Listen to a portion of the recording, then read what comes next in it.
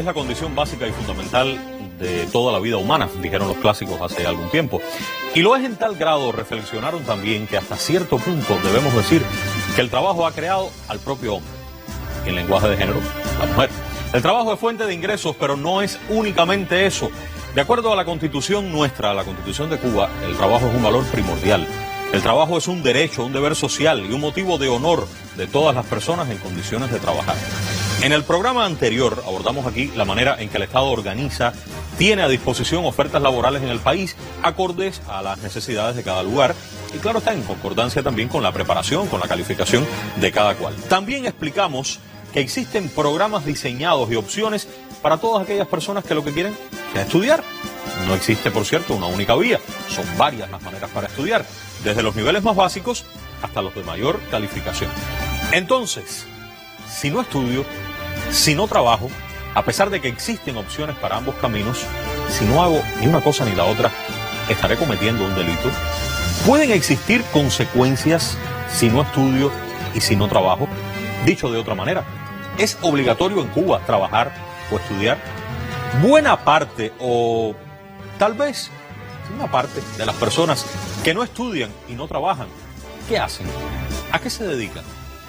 No hay nada que hacer como sociedad ante esa realidad. Es nuestro tema de hoy, ya comenzamos.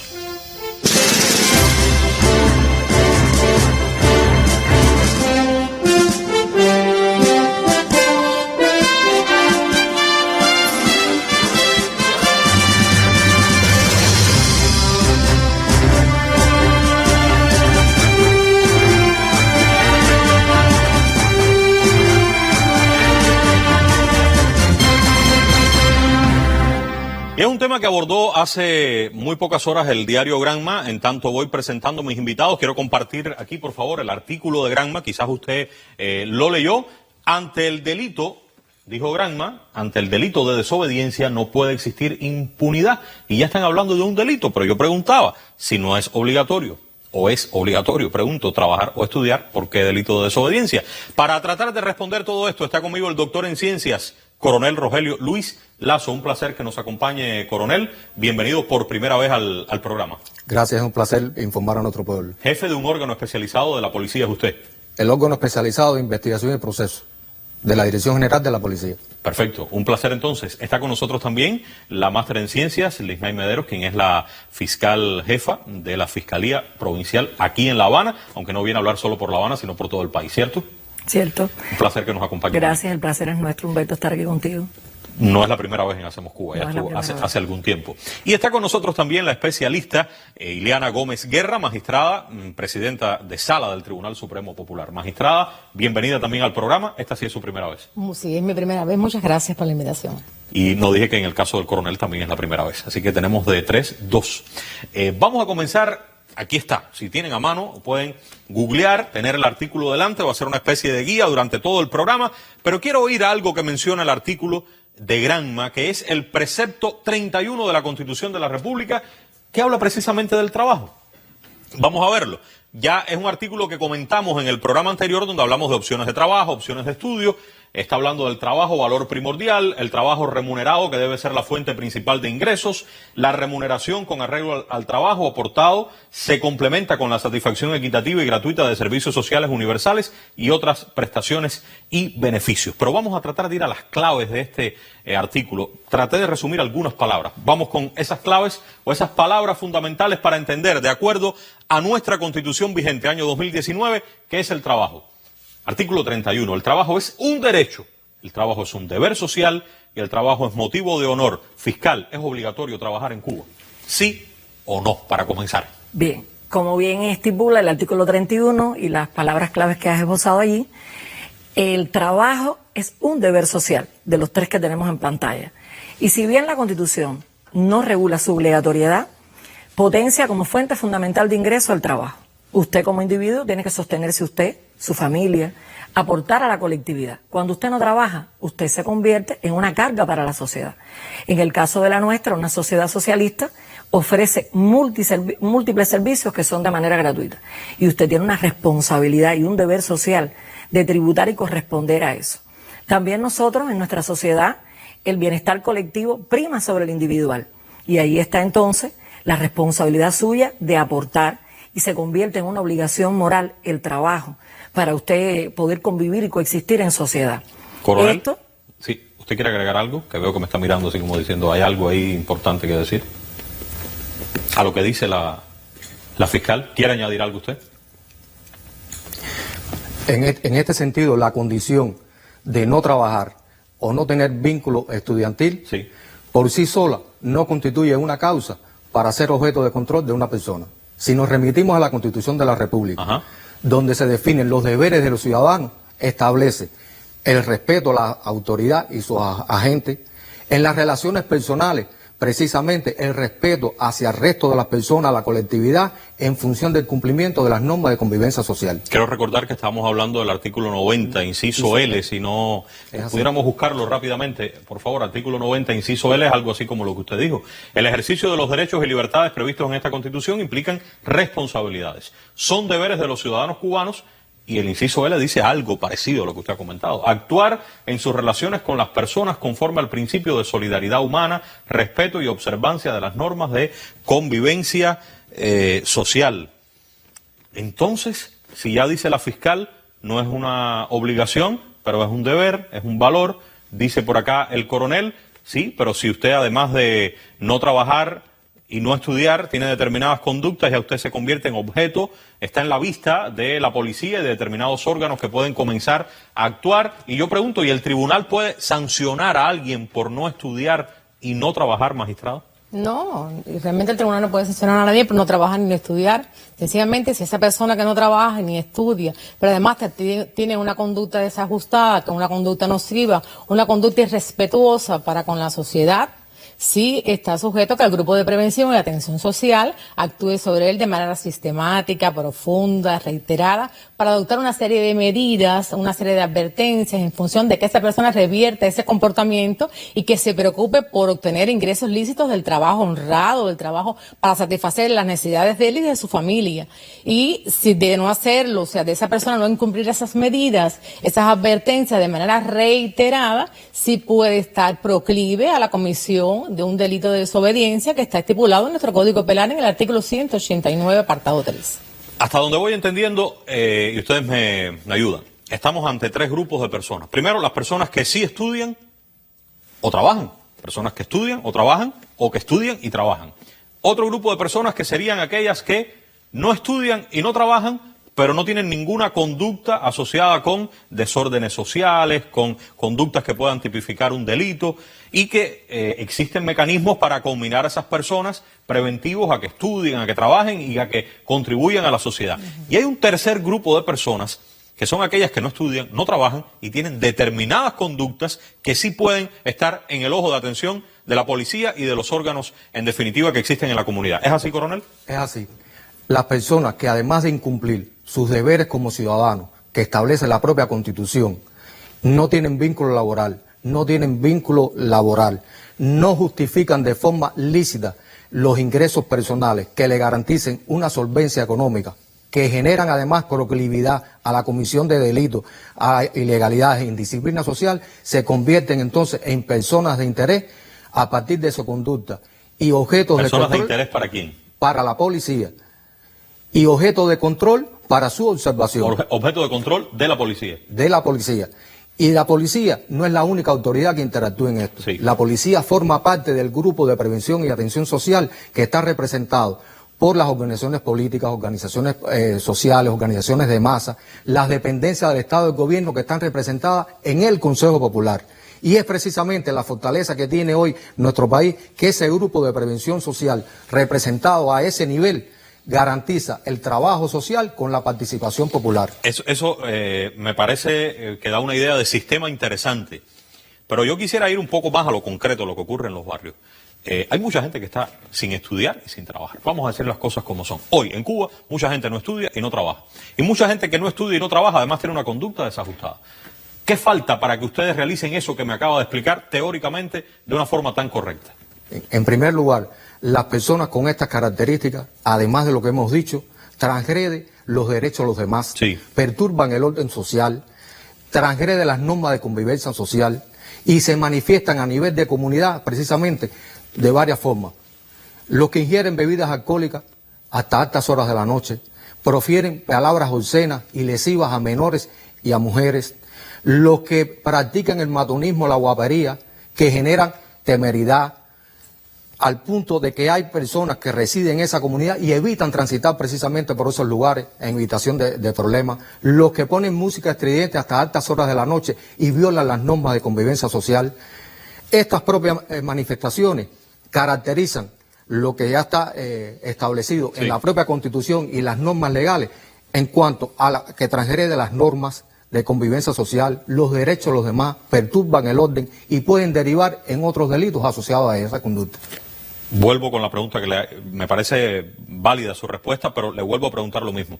¿Qué van a hacer ustedes para modificar la conducta de esas personas? ¿Qué pueden hacer ustedes? En primer lugar, la identificación y la comunicación constante desde la comunidad, que es donde se genera, el barrio es el espacio físico más cercano donde están esas conductas, donde están los problemas, la información para identificar las personas que perturban el orden, y a partir de ahí se empiezan a realizar acciones en el orden preventivo, profiláctico, jurídicos y operativos. ¿Qué les hace falta a ustedes como policía y al resto de los que intervienen? Que ya me está diciendo que hay un grupo de prevención, o debe existir, se está reactivando, hay un acuerdo del gobierno de la República en este sentido. Pero ¿qué es lo primero que hace falta del pueblo para que esto eche a andar? Porque ustedes solos no van a poder con tanta gente, porque no son 2 ni 3. Lo que necesitamos es información. ¿Qué tipo de información necesitan? Información de la persona que se dedica a estas conductas, las personas que perturban el orden. Estamos claros. ¿A quién hay que darles información? A cualquiera de los integrantes del grupo de prevención. Al jefe del sector, puede ser. Jefe del sector. ¿Y si no es jefe del sector? Al representante del partido, al representante de los CDR, al de la federación. ¿Qué es lo que hay que decirle? Fulanito está en la esquina permanente, no trabaja, no estudia. Y eso no será mal visto por el resto de la gente. ¿Ustedes van a preservar la identidad de quien diga esa o de quien dé esa información? En primer lugar, hay que trasladar la confianza a nuestro pueblo, que como principio se preserva la identidad de las personas que colaboren con la información para denunciar estas conductas. Eso es un principio en el trabajo policial. Pero al jefe de sector también corresponde conocer a la gente que anda en eso, en los barrios. Eso está dentro de No sus solamente funciones. esperar a que venga alguien a decirle, es tal persona. Yo creo que si camina por los lugares es fácil saber quién está todos los días a las 10 de la mañana ahí, quién tiene música hasta las 12 de la noche, hasta las 3, hasta las 4 de la mañana, que no estudia y no trabaja. Está dentro de sus funciones, pero solo el jefe de sector no es la autoridad. El jefe de sector actúa en sistema. Y si no lo conoce directamente el jefe de sector, le puede llegar al resto de los integrantes de ese grupo. Bien, ya saben que es la persona X. ¿Qué van a hacer con la persona X cuando ya tienen información de que no estudia, no trabaja y además tiene esas conductas? Lo primero que se hace es llamar a la persona e imponer lo que a partir de ese momento, con la caracterización de la conducta mantenida, se le va a incorporar dentro del control policial. Cuando usted dice lo primero que se hace es que ya lo están haciendo o lo van a empezar a hacer con más fuerza. No, cuando digo que es lo primero que se hace es una vez conocida la identidad de la persona. Pero ya lo están haciendo o esto se va a hacer con más fuerza a partir de un momento determinado. Ese actuar no es nuevo, eso está dentro del modelo de actuación de la policía. Pero si usted me dice eso, yo siento la obligación de decirle que hay que ir más a los lugares. Entonces le falta información y mucha gente no ha tenido tal vez ese llamado de atención y está sin estudiar, sin trabajar y tiene esas conductas. ¿Usted está de acuerdo conmigo? Se realiza, pero hay que partir de la premisa de que parte de la voluntad de la persona es modificar esa conducta. Se hacen acciones, el jefe de sector y el resto de los integrantes, a lo mejor no con la sistematicidad requerida. Es la que hay que lograr entonces. Hay que lograrlo, pero siempre partiendo de la voluntad expresa de la persona. Llaman a la persona, le dicen, sabemos que no estudias, no trabajas y hay información de que además estás haciendo todo esto. Lo llaman una vez, ¿bien? ¿Qué sigue después de ese llamado? Se realizan dinámica familiar. ¿Qué es una dinámica familiar? La dinámica familiar es donde se le da la participación, el protagonismo a la familia y se le impone de las características de la persona y de la conducta que han mantenido en el barrio. Lo que están es buscando que se incorpore al estudio y al trabajo con esto. O que la responsabilidad, además la familia no se puede enajenar de su responsabilidad en modificar la conducta de esa persona. Bien, hablaron ya con él solo, después hablaron con la familia, sigue haciendo lo mismo. ¿Qué continúa? ¿Qué hay que hacer después? Las llamadas de atención profilácticas educativas que realiza el grupo de prevención en su conjunto. Se llama, se cita a la persona, se le impone que a pesar de las acciones desarrolladas hasta ese momento no ha logrado modificar la conducta. ¿Cuántas veces más lo van a llamar hasta hacer algo más, algo diferente? Las acciones profilácticas, preventivas, operativas y jurídicas se realizan de forma escalonada y priorizada. 2 veces, 3 veces. No hay cantidades. está precisamente en la connotación de la conducta, de las manifestaciones en la cuadra, Sí. las ofertas laborales o le dan estudiantiles, ofertas laborales sí, también. de conjunto con las autoridades de educación y de trabajo. Pero ¿en qué momento, al mes, a los 2 meses, a los 3 meses, dicen ya se acabó la conversación, vamos con la fiscalía? No, ahí falta la advertencia oficial. Le hacen una advertencia también. Una advertencia oficial que está respaldada en el Código Penal, en la que se instituye que la autoridad facultada del Ministerio del Interior, en este caso el jefe sector, advierte oficialmente a las personas que de forma reiterada desobedezcan las medidas que le han impuesto las autoridades competentes, pero además lo hace proclive a delinquir y a quebrantar el orden social y constitucional. ¿Cuándo terminan ustedes y entra la fiscalía? Si es que terminan en algún momento el trabajo con las personas. A ver, realizadas estas primeras acciones, Sí. aquí hay 2 salidas. Ajá. Una en el orden preventivo y otra en el orden procesal. Que aquí han hablado varias veces con la persona y no estudia, no trabaja y sigue haciendo lo mismo en el barrio. Si no modifica la conducta a pesar de las acciones que se han realizado, entonces la salida es procesal. ¿Qué significa eso? Se formula la denuncia de desobediencia, Delito de desobediencia. delito de desobediencia. Vamos a ver el periódico Granma nuevamente, que ahí lo tiene. Fíjense cuántas cosas han ocurrido antes de llegar a radicar la denuncia por este delito de desobediencia. ¿Es correcto? Eso es correcto. Y llegó la fiscalía entonces. Todavía. ¿Cuándo llega la fiscalía? Estamos a mitad del programa, tiene que llegar ya la fiscalía. Dígame, coronel. Formulada la denuncia y conocida las características de la persona, las medidas aplicadas y que no han modificado, la policía favorece la imposición de la medida cautelar de prisión provisional, que la aprueba el fiscal. Pueden detener a la persona ahí mismo. Sí. Formulada la denuncia, se detiene. Pero recuerdo que ustedes pueden detener solo 24 horas y ahí tiene que venir la fiscalía si la persona va a seguir detenida, ¿no? Si la persona se le solicita la medida cautelar de prisión provisional, se le da cuenta a la fiscalía. Vamos con la fiscalía. Hay que profundizar porque sé que ustedes hacen todavía más cuestiones, pero llegaron ustedes, la persona está detenida. ¿Qué hace la fiscalía ante esta denuncia? ¿Qué hace la policía de una persona que ha sido llamada varias veces? No estudias, no trabajas y estás en conductas desajustadas. Se formuló la denuncia. Ajá. Comienza el control de la investigación, que es la misión del fiscal dentro de las tantas acciones que realiza en el control de la investigación, dicta medidas cautelares, participa en diligencia. Se presentó el imputado detenido, define su situación procesal, impone la medida cautelar de prisión provisional u otras de las que prevé el código. A partir de Pueden ahí, dejar a la persona detenida, ustedes. se le impone la medida de prisión provisional y continúa el proceso, su tramitación y su investigación ¿Puede tener abogado esta persona? desde el primer momento. Desde que la policía radica la denuncia. Desde que se instruye de cargo, representación letrada, por designación o de oficio. Eso lo estipula la ley del proceso penal nuestra. ¿Le puede poner a la persona en libertad que había detenido la policía? Y se le puede imponer otras de las medidas cautelares que prevé la ley. ¿Qué otras medidas le pueden poner a esta Se le persona? puede poner una fianza en efectivo, una reclusión domiciliaria, una obligación contraída en acta, disímiles medidas ¿Ustedes cautelares. pueden poner una multa a esta persona? Y ya, y se acabó. La multa es una decisión procesal una vez que concluya la investigación. Pero si es una gente que no trabaja y no estudia, le voy a poner una multa. La Y si medida, anda en negocios o actividades económicas ilícitas, lo que va a acelerar el ritmo para poder pagar la multa. el fiscal puede adoptar, una vez que concluya la investigación, diferentes decisiones procesales. La multa sería aplicar el principio de oportunidad, que da la posibilidad de aplicar una multa, porque algunos de los imputados durante la tramitación del proceso, que no están detenidos, que no tienen una medida detentiva, se incorporan al trabajo, enmiendan su conducta, Sí. dejan de ser ofensivos en el barrio, Pero demoraron un poco.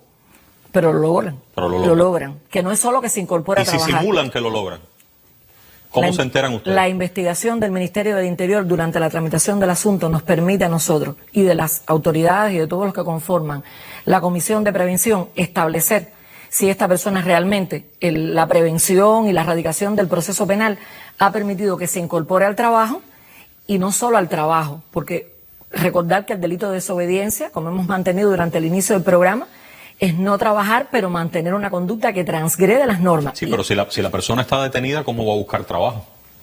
No, Y esto es si para- dice que ya tengo trabajo, suéltenme, que ya yo encontré trabajo. no cambia su situación. ¿Por qué? Porque sencillamente usted cometió un delito que se materializó en el tiempo, usted desobedeció de manera reiterada el trabajo que se viene haciendo preventivamente con usted. Entonces, Ese no, es otro supuesto. Entonces, el camino es tratar de, coronel, buscar trabajo cuando ustedes están haciendo la advertencia, no llegar hasta la fiscalía, ¿cierto? Es cierto. Y no solo es vincularse laboralmente, es también modificar la conducta. Sí, porque puedo ante la buscarme un sociedad. trabajo y después que termine de trabajar seguir en el barrio en lo mismo, ¿no? Es así.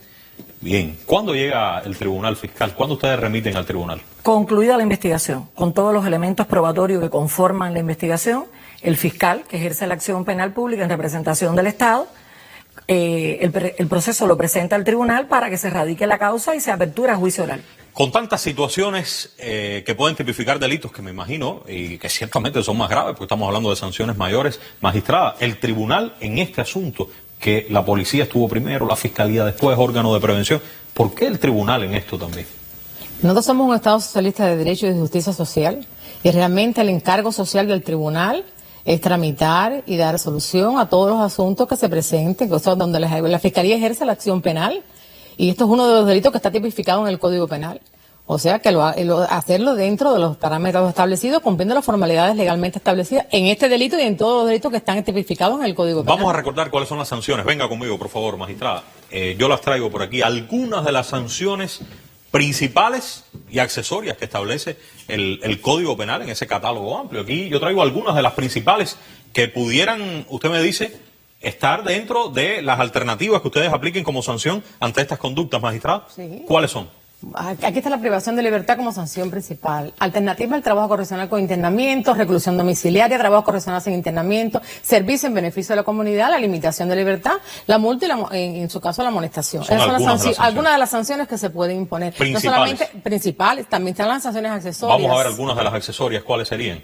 Que acompañan a la principal. Efectivamente, que acompañan a la principal. La privación de derechos, la prohibición de frecuentar determinados lugares que se le pueden poner a sancionar. Él no puede ir allá, no puede moverse, no puede andar con determinada persona, no puede visitar ese lugar. El comiso, la confiscación de los bienes, la prohibición de acercamiento a la víctima, el perjudicado de los familiares allegados a esa persona, porque en definitiva se pueden poner como sanciones accesorias. Lógicamente, sí, las sanciones en nuestro país tienen determinados fines, tienen un fin preventivo, tienen un fin represivo, pero también un fin de resocialización. Claro. Y esas cosas sí hay que cumplirlas. Además de estas conductas, ya el coronel, la fiscal han estado diciendo que no siempre es solo desobediencia, porque pueden darse otras situaciones un poco más graves. ¿Cuáles han visto ustedes, magistrada? Puede ser una actividad económica ilícita, puede ser el desacato, puede ser la resistencia, puede ser el atentado, puede ser el vuelo prohibido, ¿Han visto puede ser otros ustedes, tráfico de fiscal, drogas, coronel?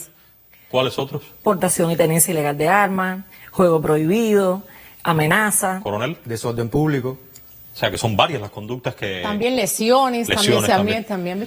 Pero vamos a hablar, como lo hacía el periódico Granma, de la desobediencia. Vamos a ir hasta el artículo 189, el apartado 3, que es el que creo que se ajusta, si usted está de acuerdo conmigo. Perfectamente. ¿Qué es lo que está diciendo el Código Penal en el artículo 189.3 para esas personas que no estudian, no trabajan y han tenido llamados de atención reiterados de las autoridades, lo han desobedecido y no han modificado la conducta desajustada? Inicio diciendo que esto es el marco sancionador de esta figura es de 6 meses a 2 años, una multa de 200 a 500 cuotas o ambas. 6 meses a 2 años de privación de libertad. O sea, que incurre en igual sanción que el apartado anterior, porque se está refiriendo a un apartado anterior, al 2. Quien reiteradamente, el apartado 2, quien reiteradamente desobedezca o incumpla las medidas adoptadas por... Sí, aquí está el 2, que habla el marco que usted dice, de 6 meses a 2 años. Vamos a volver al 3 para que usted siga explicando. Efectivamente. ¿Cómo dice entonces? Son aquellas personas que de forma reiterada desobedezca e incumpla las medidas que hayan sido impuestas de forma legal por las autoridades competentes o las advertencias realizadas como consecuencia de la inobservancia de esas adoptadas por el órgano o la entidad encargada de la prevención social. O sea, es reiterado. O sea, que es lo que hablaba el coronel, que es lo que hablaba la fiscalía, que al final es un trabajo reiterado, es un trabajo profundo, es un trabajo en el tiempo, sistemático, para que esa persona pueda revertir su conducta. O sea, se le dan una serie de oportunidades, sí, como decía. ¿Ya ustedes lo han hecho o van a empezar a No, ya se hizo, o sea, ya se ha hecho. Sé que usted me trae unas estadísticas de este año nada más, de enero. Hasta abril. Vamos a ver esas estadísticas. Solamente delito de desobediencia. De desobediencia del apartado 3. ¿Qué ha ocurrido? Ha ocurrido que el 97% de los casos que han llegado a los tribunales fueron sancionados.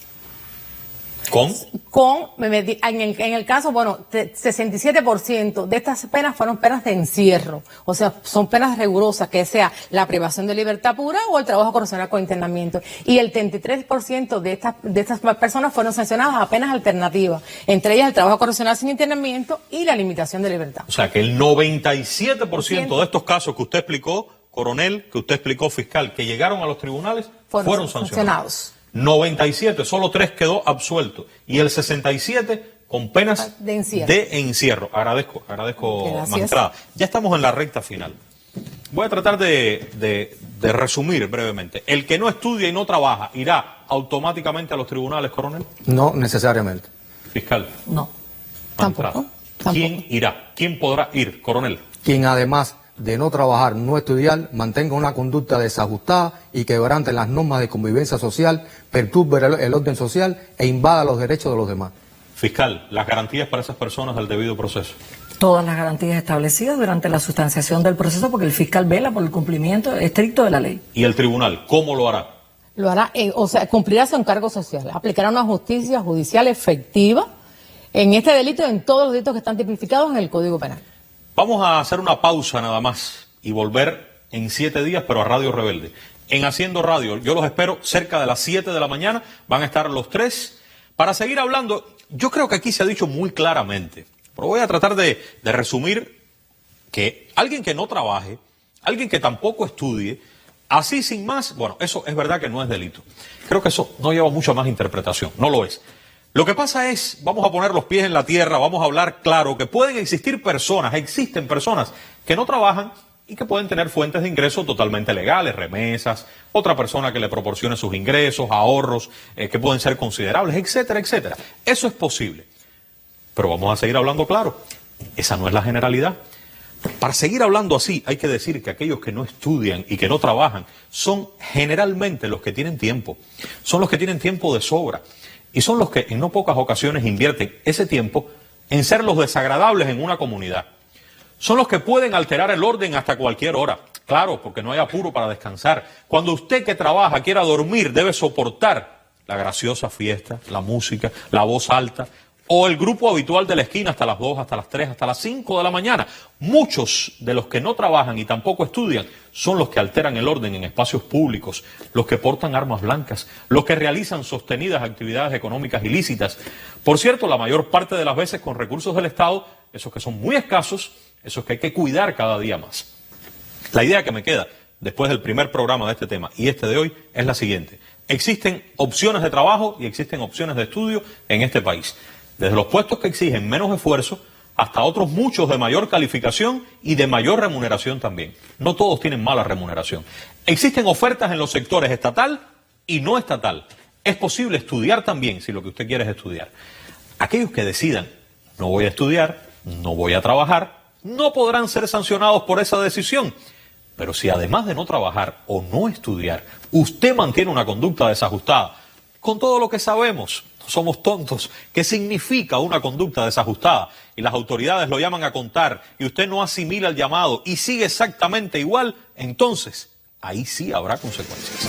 Consecuencias perfectamente legales, posibles, necesarias y además aplaudidas por la mayoría, por los que sí trabajamos, estudiamos, por los que sí construimos nuestro camino de una manera muy diferente. Este tema no se agota aquí.